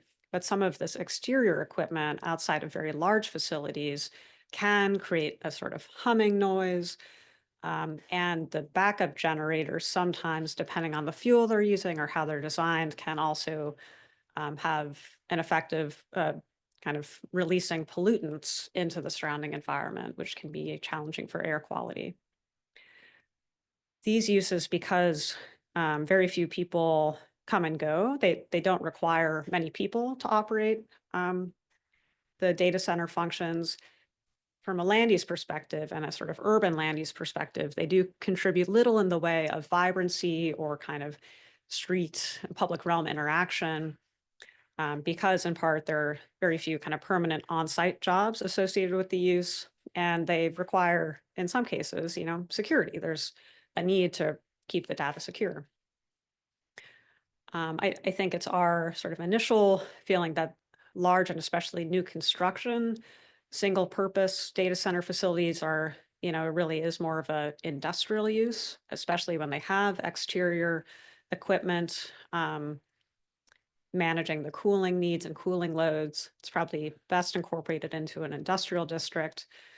But that kind of smaller couple floors of servers, I think we're interested in learning more about that potential and the potential to integrate these functions into a larger development, and even for that type of function to cross-subsidize an office user or some other type of user if those things can be effectively combined.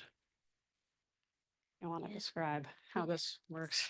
So just kind of like a general diagram. So you have like the data center in the center, which is like the gray building. Generally, they're going to have some sort of fencing or barrier around them.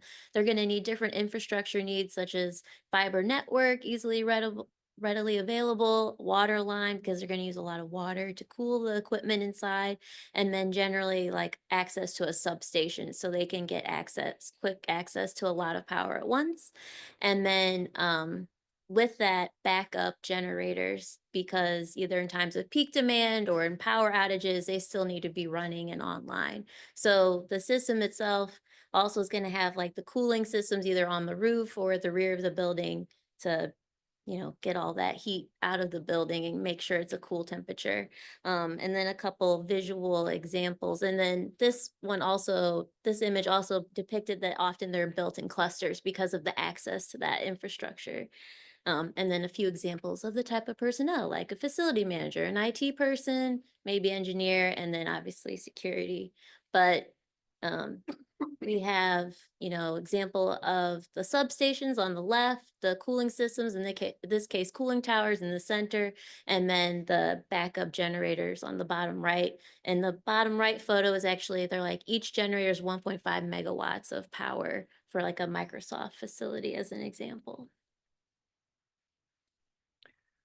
So other cities, and I think, a lot of communities are sort of on their heels with not having like adequate regulation to guide the location and kind of character of how these are integrated into an existing community or a growing community. But here are the types of topics that for communities that have developed kind of a full slate of zoning regulations for data centers, these are the types of things they address. So of course, location, what types of districts, should there be a minimum separation from residential uses or other sensitive uses? Some cities have created distance separations from greenways or transit stations to ensure that more transit supportive and greenway supportive, trail supportive development is reserved for those sites. Of course, regulations address form, like the scale, height, orientation of primary facades, and compatibility with surrounding uses. And then other items of information, and I'll mention not all of these. Do we really have a sort of tools or models elsewhere in our zoning code currently for this type of thing? But we are upgrading the code and may have more tools like landscape requirements and so on. But yeah, noise limitations, sometimes communities will request a noise study to ensure that noise impacts don't create overly so a burden on surrounding uses. Screening through landscape requirements and other means. Guiding the location of some of this external equipment that Alicia was describing. Some require a sort of reporting or disclosure of anticipated energy use, as well as water use and the infrastructure capacity needed, job creation as well. Some require disclosure or reporting on, or may have requirements around the source of energy that's being put to use. Saw an example requiring in a different state, not sure this is an option here, but requiring some amount or even full renewable energy generation for a facility. And then some regulations also require public outreach specific to this use.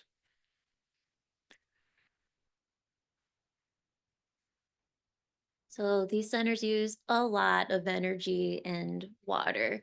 On the diagram on the right, majority of that energy consumption is due to cooling the system. So the building inside generally has to be kept like 70 degrees or lower to, keep everything operating and make sure things don't melt down. And then in addition to that, the water is used to help with the cooling needs and whatever type of system that is. And then some projects we've seen in a few states, they've been able to like capture that waste heat and then use it elsewhere in a process, but that's a like new technology that's emerging, and you also need the secondary use of that waste heat somewhere else. So to put it into scale, like a small data center up to 20,000 square feet can use up to 5 megawatts of power. Mid-size, which is considered like 20 to 100,000 square feet, can use up to 70 megawatts of power. Large, we're talking 100,000 square feet and beyond, can use 200 megawatts of power or even more. And to put that into a sense of scale, 100 megawatts of power is about 18,000 homes, or similarly to all the homes of Shaw, Tower Grove South, and Tower Grove East combined. And then in addition to that, the water usage is pretty significant too. So a small data center, 15 megawatts of power expected to be used, can use about 20 to 30 million gallons of water a year for cooling. But again, we don't know because we don't know like the amount of power that they're going to use, what they're computing, when, where, how. So all of that kind of leads to some of the ambiguity of what the actual demand in our resources will be.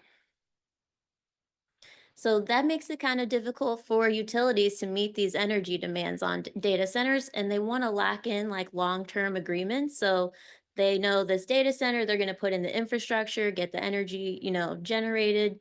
They want to lock in the data center to, for so many years out to guarantee that customer. So there is like an appeal there. However, you have to have new generation or even new transmission infrastructure, such as maybe a new substation or even a set of a new solar array field somewhere, or maybe even a gas turbine. We don't know. But currently, these costs are paid by the ratepayers.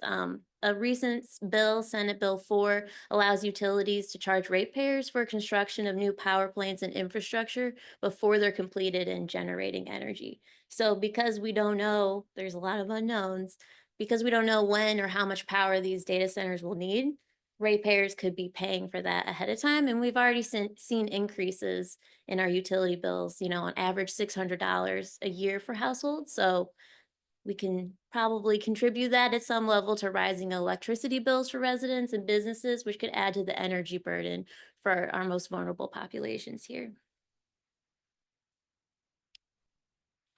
The economic considerations, I think maybe is where we can stand to learn a lot more than we know right now. They don't generate a lot of permanent jobs on site. An example of one is for a very large facility, it's just 30 jobs total with kind of 10 people on site rotating through 8-hour shifts. They do create a lot of construction jobs and tax revenue. I can't confidently kind of put that into scale relative to other uses at this time, though. I think we are interested, or I am, in this potential for a couple of floors of servers, like a small data center to cross-subsidize other desired uses and facilitate other desired development. But I think more to learn there. And I think for some companies, access to the right kind of reliable compute power can be attractive to a tech company and other users that need that reliable compute power. I think we're it's unknown to us. We don't have a strong understanding of, what does proximate mean for a user? Like, does something in the region check that box? Does something have to be in the same building, connected to the same and it might depend on the type of data center and the function that it's providing. So like I said, I think we stand to learn a lot more. But the sort of specific policy issues through which we have, I think right now, just not the right tools in place to manage this emerging use, our zoning and the Building Energy Performance Standards Ordinance. So I'll talk to the zoning side. Right now, our code has no definition for data centers. And of course, no site requirements or other conditions to guide where they go, what their character is, if they're successfully integrated into the surrounding context. We have kind of no tools right now for doing that. That is, why the commission made this a priority. But these are coming kind of fast.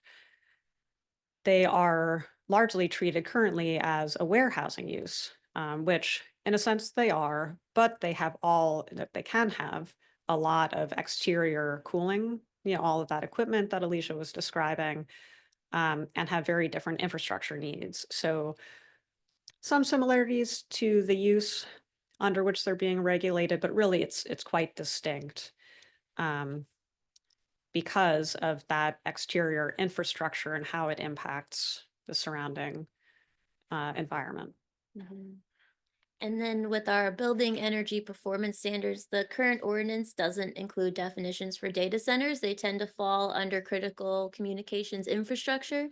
And so within that, and also industrial sector buildings are and can be asked for exemption currently, either for benchmarking, so we don't know how much energy they're using, and then ultimately meeting those performance standards. So again, we need that type of transparency around like how much energy can be expected from these types of centers. And beyond that, without knowing that, we don't know what the impact would be on our residents and the energy burden overall. So, in the memo we provided, we see some possible paths forward.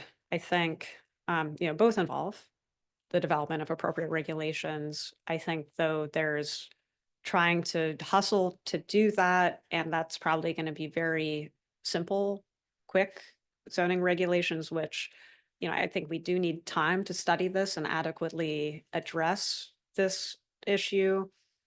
So that's option one. And option two is just kind of buying ourselves as a city a little bit more time to do I think, research required to guide this use in a way where we're confident that, we're able to balance it against the other needs of our community.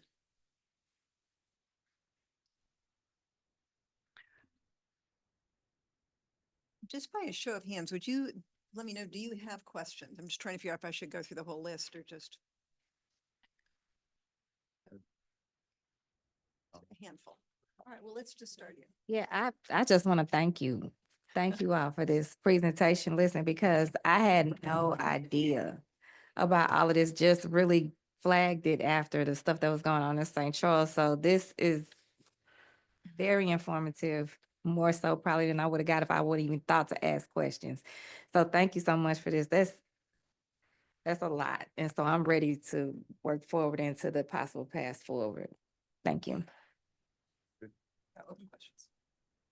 How much information do you all have on the existing data centers in the city, and can that be shared? Like their energy use, their size, water I use? mean, we know what the square footage of the building is, and we have some information on a couple buildings, like what their capacity is and what their current, like how many users or tenants they have, but generally we don't know what their energy usage is because they're not required to benchmark. And do you know like where their building systems are located? I'm assuming like the one downtown is not on the ground level. Is it on Yeah, the it's roof? probably rooftop. Roof, yeah. It's a Yeah. combination. Yeah, I think those downtown, yeah, certainly the cooling and generation equipment, if there is a lot of it, is not on the ground floor. It's kind of somehow tucked away. That may be because it's serving kind of data loads that don't require that compute power. Yeah, we don't know. And in your research, did you identify like a city, like urban city or cosmopolitan city that's dealing with this more than others? That's sort of on the leading edge that you can follow, or was your information more scattered across the country or maybe even the world? Um, I don't think I know enough to answer that question the way I want to, but I can share some of what I have seen, which is that I think it's actually kind of smaller, more ex-urban communities that have had to like do the most hard thinking about this because that's where the real big ones want to go, where there's land. So, I mean, yeah, shout out to those communities because they've done a lot of work, probably with the staff smaller than ours, maybe, to figure this out. But those regulations may not translate perfectly to our context. There are cities, we've noticed like Atlanta, and some in Virginia have put in some regulations that have some of the sort of distance and spacing requirements that we mentioned, like from transit or from greenways, like Atlanta late last year, I think, passed an ordinance updating the regulations so that data centers couldn't be built like right on the belt line there, for example. Other thoughts? I mean, I think you summed it up. Yeah. Yeah, yeah. Go for it. Evan, I'm with the zoning section. I wanted to kind of touch base on like building permits. We can glean some information on like cost of previous building permits, but the building division doesn't keep plans after a permit's been kind of like closed out. So we don't know exactly what was built, and it may just say like interior, exterior alterations. So we no longer have that information.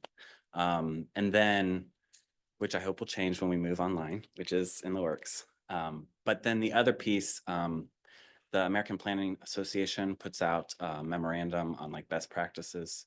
And Loudoun County, Virginia has kind of been the forward thinker on these types of issues and how to regulate them. So one of the consultants for the overhaul actually had a lot of knowledge. So I'm hoping we can tap into, he's out of Alexandria. So I'm hoping we can tap him to kind of help us think through some of these issues. I have some questions, if you don't mind.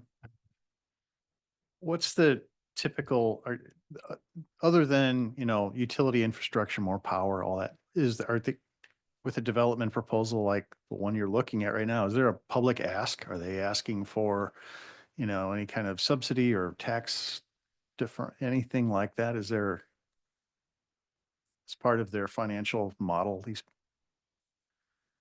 are they asking for more public resources to get the deal done? Yeah, I'm not familiar with any that have sought Okay. or received incentives. Doesn't mean. That's okay.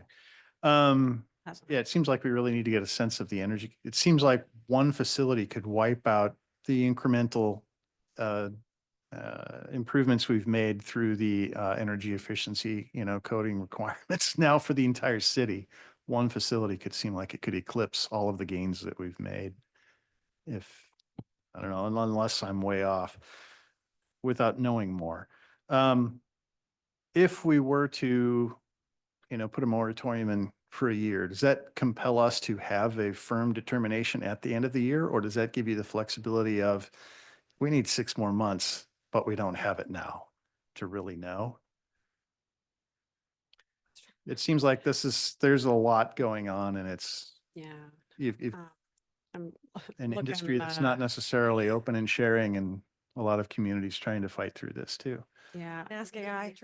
There's something that headed my way. Well, the question, which I think I can answer part of, is if the city goes a moratorium route, would the obligation to be like to put something in place within that year, or is there a potential to extend? Is that what you're Yeah, if we would get asking? into it and be like, we need a little bit more time to make a responsible decision.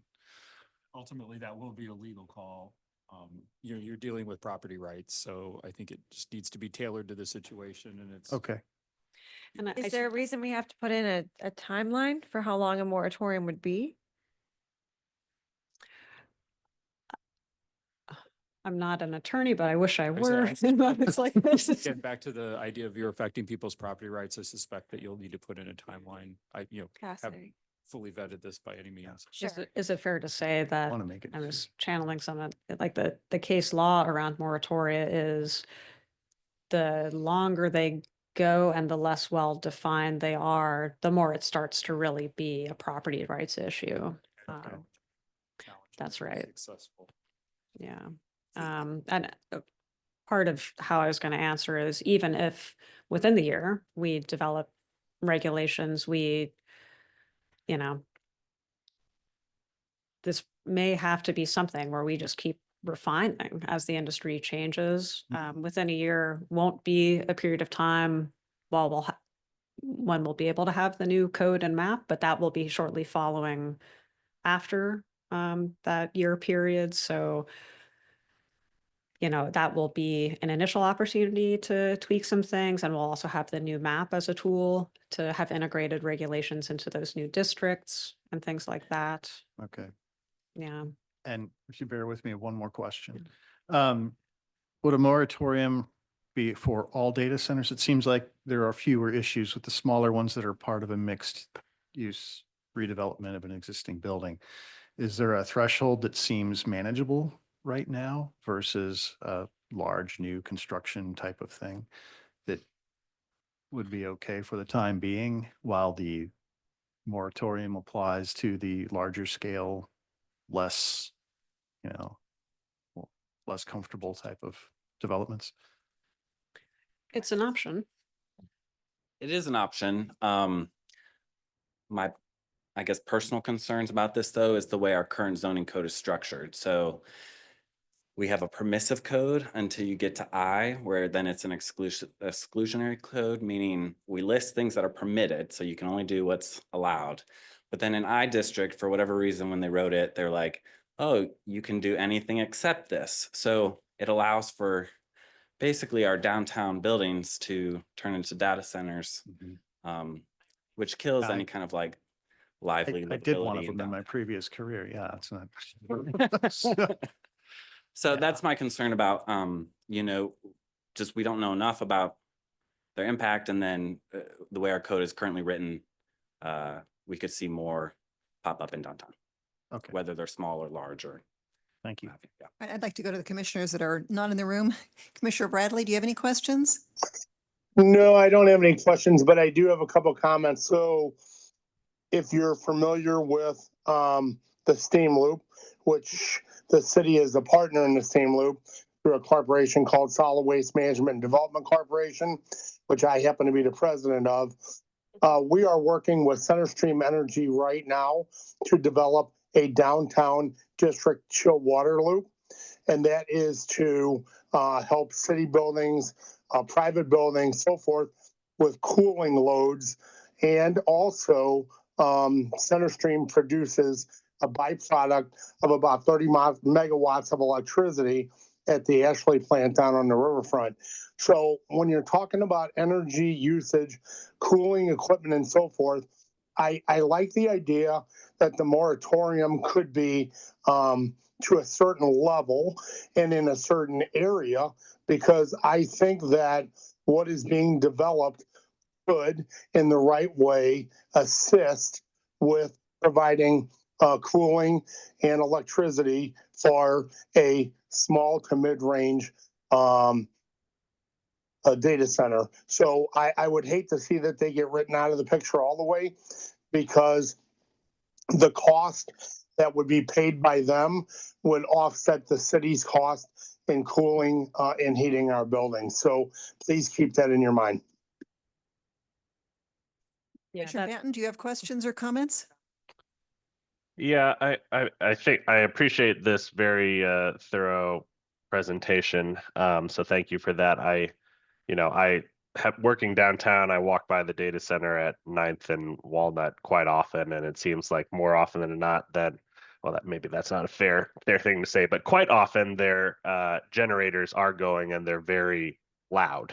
So I do think that their impact on neighborhoods, especially in an urban environment, not only for the noise, but for all of the other issues that were raised here and talked about this evening, is certainly a valid concern, especially when a focus of the city is, bringing lively mixed use developments to certain areas of the city. So I think it is something worth studying. I do agree that maybe there's a place for a small data centers versus large data centers. I think ultimately that's probably something that the Board of Aldermen will have to work out, as well as the length of a moratorium if it ends up going that way. And I do want to offer, I know this is an informational item, but I'm curious if there'd be enough support on the commission to make a recommendation as a motion to the Board of Aldermen to recommend putting a moratorium on new data centers whilst planning and zoning staff continue their research, and as we undergo a complete rehaul of our zoning Could we come back to that in just 1 minute? We've got, I think, a couple more questions and comments. Sure. So let's hold that for 1 minute. I actually had a question about the water usage. What happens to the water after it's used? Is it leaving as steam? Is it leaving as hot? Yeah. Oh, it literally is all leaving as It's steam. gonna like evaporate essentially. So like whatever the system is, sometimes it might go back through the loop and cool again after it's chilled to a certain temperature, but if not, it's gonna release into the atmosphere. Steam. Okay, good to know. And I had one comment on the idea of having some exceptions. I think what I'm worried about is exceptions will drive demand into those types, and that may not result in what we're wanting, just by kind of creating that little valve. Garmendia. Okay. So our office is in support of doing the moratorium. I think we can definitely come, maybe we'll be able to do regulations for the smaller types faster than those larger types. But I mean, we're kind of operating in a severe disadvantage, information disadvantage. I was just asking if that seemed reasonable. Yeah. Agnostic whether, I'm not advocating for it. Yeah, so yeah, we're prepared to take quick action at the Board of Aldermen for and our office is in support of the moratorium, and that's something the Board of Aldermen can do without the Planning Commission having to make specific recommendations. And I do think the planning staff they need more time. We all need more time. I think I remember when, Evan, you mentioned this as a priority to add to the Planning Commission's list of priority. It wasn't originally on our radar as something that was so important. And so I'm very, I want to send my gratitude to you personally for bringing it up. It was during the SLOOP process too, so very early on. And so when it was added to the Planning Commission's kind of what we voted on is something we'd start looking into this year. That's when we started looking more into the issue, and it is kind of frightening. Just how much we don't know and how little regulation there is in place. So, and there's Miriam, as you mentioned, there's still a lot to learn too, for all of us to come back with a confident set of regulations.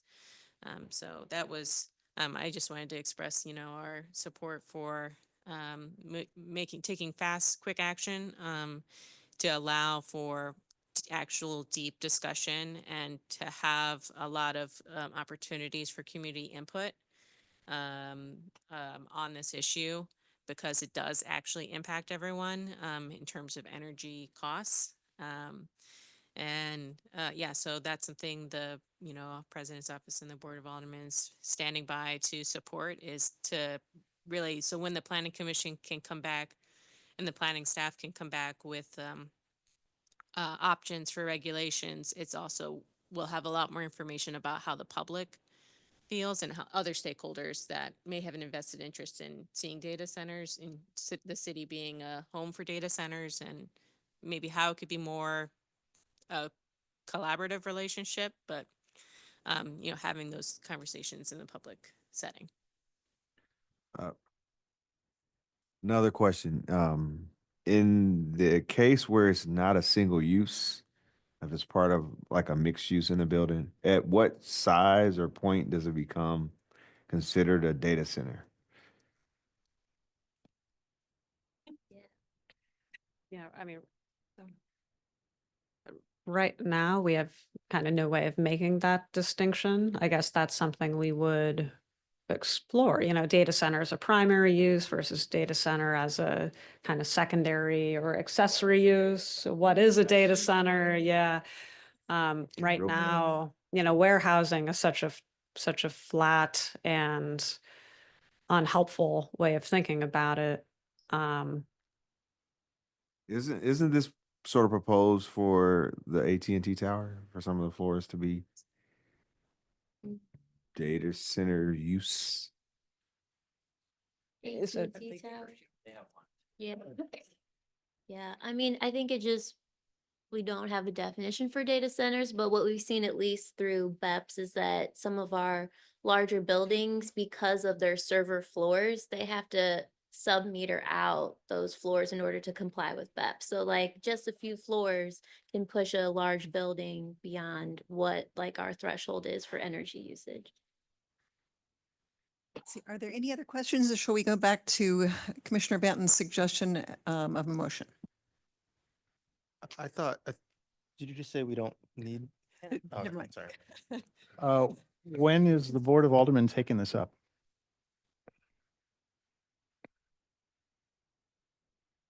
I think I'll speak to that. I think we'd be ready to take it up and move forward a pretty simple board bill this week, as early as this week, with just very simple language. I think it's important to talk more about the timing and how much time has to be built in, if any, for when it would end. But we can introduce bills from the floor as soon as Friday. Yes, I would like to suggest that we take up the motion because we want to show our support for that initiative. I agree. So, okay. Jake, would you go ahead and restate your motion? Yes, I move that the Planning Commission recommend to the Board of Aldermen that a moratorium be placed on all new data center construction until planning staff and zoning staff have adequate time to study the issue further. Second.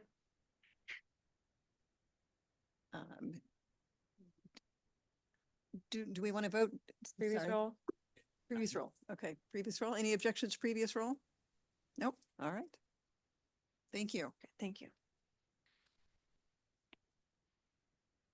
All right, we have one more agenda item before the executive director's report. Thank you very much.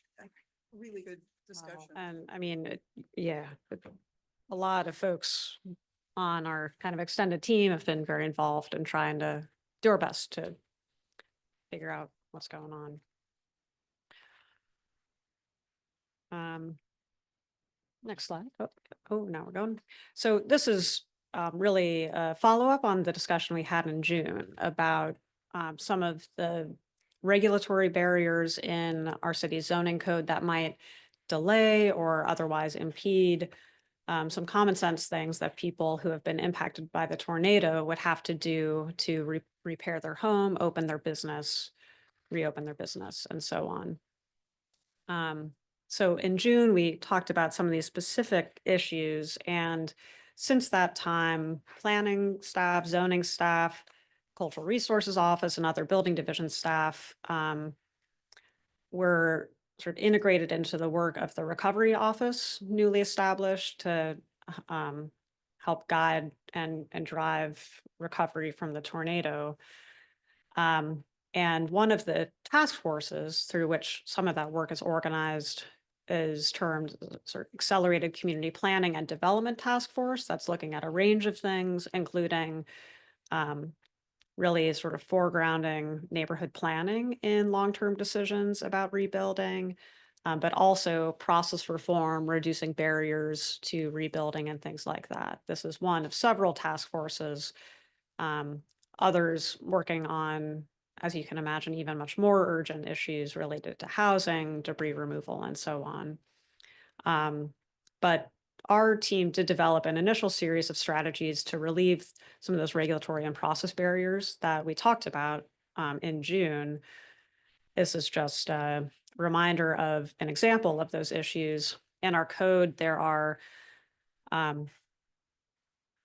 I'll say kind of silly, unhelpful restrictions on how non-conforming structures can be rebuilt, both in terms of the extent of the damage they may have experienced, but also the time period during which somebody would be able to rebuild a non-conforming structure. So that could be a structure, with a 0 side yard setback, like that type of non-conforming structure would be subject to these provisions. Another example is for conditional use approvals. It's a little foggy, but a strict reading of this is if you received a conditional use period, you'd only have a conditional use permit, you'd only have a year to use it. So if you got your permit and then you're hit by a tornado, you might need more than a year to reopen your business and use your permit. So part of the work of the Recovery Office informed an executive order issued by Mayor Spencer, Executive Order 90, that does a couple of things. Number one, relieve some of those regulatory barriers. And then it also sort of affirmed and directed other actions that some have been taken, some are in the process of being taken to address process barriers. And I'm just focusing on the regulatory relief in that executive order, just as a follow-up to that planning commission discussion. It gave the Cultural Resources Office a little bit more flexibility about providing kind of variance or exceptions from local historic district standards where hardship is provided. So, you know, what that means is something like a precisely required window, which may be very costly or not immediately available. That could take some time for somebody to figure out, or it may add a lot of cost. Typically, a variance from that requirement would go to the preservation board, but this executive order allows for staff to use that discretion when hardship is in the mix. The second item is extending that period of validity for conditional use permits. So if you have a conditional use permit for a business that was impacted by the tornado, you'd have more time to open that business up. Otherwise, you might need to go back to a hearing, which might be scheduled several months out before you can kind of get that permit issued again.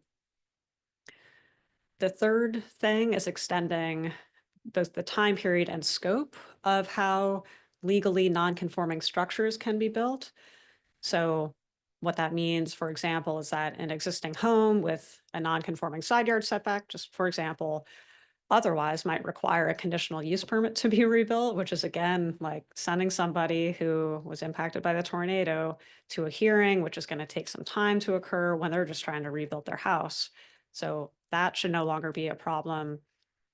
And then the fourth is extending the period during which a building permit is valid. In some cases, a permit that is not used or acted on within 6 months could be deemed sort of abandoned, and somebody may have to apply again. Now, the commissioner has and does use discretion in kind of extending those permits, but this executive order clarifies, especially in the tornado zone, to give people more time. And, you know, so this was a step. I just wanted to make sure all commissioners were aware of this executive order and its function on this regulatory side. And this same team, including David's support on the legal side, is kind of continuing to keep an eye out for process issues, regulatory issues. What else can we do to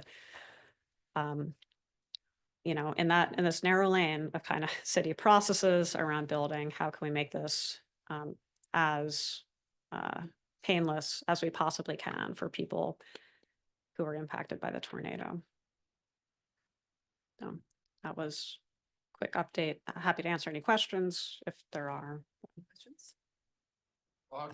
Just add, as you saw that report, a lot of work and thoughts going into that, and they're reporting out quite frequently to the other categories of investigation and task force. Miriam leads the task force you just talked about. Bob Bettis from our staff, Cultural Resources, is very much involved in trying to get those, getting that executive order done. So it's a busy time. But the main thing I better not forego is mentioning what happened last week. We did the kickoff for the zoning overhaul. That includes the consultant team, but also very much Miriam's leadership, the zoning office's leadership, and some spectacular comments. Attention at the kickoff with our consultants was at the trolley room in Forest Park, all attended. And one of the ways that we had a discussion, it was just a little bit of a roundtable with comments from some of the consultants, which are not the line employees in the whole consulting work, but we have former planning director of Milwaukee and Denver, who sort of comes and is of counsel to help keep and we ask questions by our citizens and also for them to ask questions of our consultants. That is a pretty good thing to do. We also have the past president of the American Planning Association, also has been a planning director. He's currently an alderperson in the city of Raleigh. And when he was president of the APA, Tracy, when she was president of the state chapter, invited him to be here before. He was very, very engaging with the public and communicating. On the right track. So it was terrific. A lot of hard work ahead of us, but that was very well done with Evan and Mary and the zoning team participating with that. So much appreciated. Second thing I want to mention is also from the PDA management side, we've made a change from the last budget year. The head of GIS was shared with PDA and IT. We've made a budget change this year that there's now a full-time person on IT on GIS to make sure the technology, the servers, all those things are taken care of. There's 70 people across the city system that use our Esri license. And then Ingram Grumble, who hired a year ago, is now paid, always has been based in PDA. He's now paid fully from our budget. And one of the things is that he was at a conference. Esri is very much engaged with St. Louis. We're a special type of client. He went to their client conference in midsummer, and one of his tasks was to come back from that conference with saying, you're now based with us full-time. You don't have to worry about the mechanics of the servers. Help us understand technology and techniques for using GIS in the most progressive way possible for the planning type activities we do. And so we now have the budget that we pay him fully, and he's doing that, and that's pretty fantastic. The other thing I'll make mention is starting this weekend and Monday is the Arch River Foundation is having visitors in from about 40 national park advocacy groups, funding groups, not-for-profits from around the country to see what we did in the renovation of the Arch. I'll be on a boat and doing a little, helping them with the tour along the waterfront. It's pretty exciting as I've seen who's coming. That's pretty great. And then the fun thing for me, because it's a super dose of learning about planning and what's going on contemporary, is there's something called the Big Cities Planning Directors Institute. It's sponsored by the professional organization, the American Planning Association, the Harvard Graduate School of Design, and the Lincoln Institute on Urban Policy or Land Use Policy. Lincoln and Harvard are in Cambridge. They invite the planning directors from the 30 top American cities once a year. That will be the last 3 days of this month to come for Under a Dome. We come, we give some topics we want them addressed. We start on Sunday at noon, end at Tuesday at noon. We have all our meals together. We stay in the same hotel. We have presentations. And I have to smirk a little bit because St. Louis would no longer be on the list to be invited, but they have continually grandfathered me to come. So this is about my 20th year. And the networking with the planning directors from around the country is really fascinating. Although there was one year where the planning director from LA announced that she was hiring 40 planners. Yeah, I drank under that. 2 years later, a new planning director was there and said he had to lay off 40. But anyway, but there are lots of topics. So there are topics that we have at happy hour. There's topics we have organized. We will talk about data centers. I'm bringing a presentation to use that map and other things to talk about the tornado. And I'm just excited that I get to do that. That's all I have. think that's the end of our business this evening. Thank you, everybody, for a great conversation. Do I have a motion to adjourn? Second. Previous round. Have a good evening. Thanks, everyone.